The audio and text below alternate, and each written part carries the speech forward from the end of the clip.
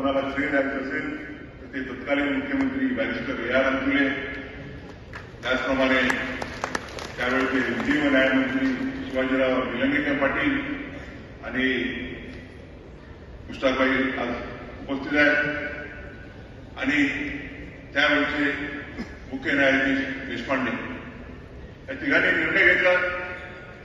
जागा नव्हती आणि औरंगाबादच्या इन्स्टिट्यूट कोर्टच्या बिल्डिंगमध्ये औरंगाबाद खंडपीठाचं काम सुरू झालं आणि आज आपण बघतो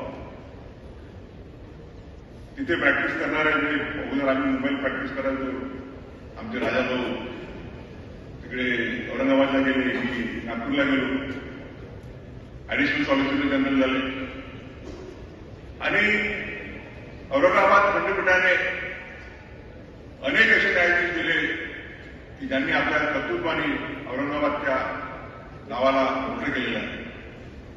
औरंगाबादने 4 मुख्य न्यायाधीश दिले,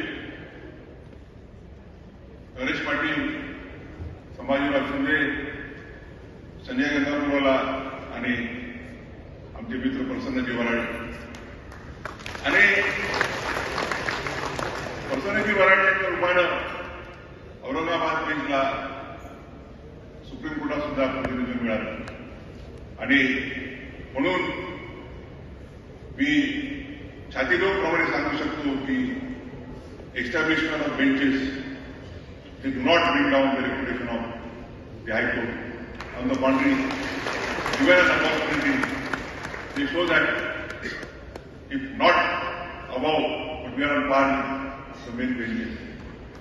आणि मी पण नागपूरचा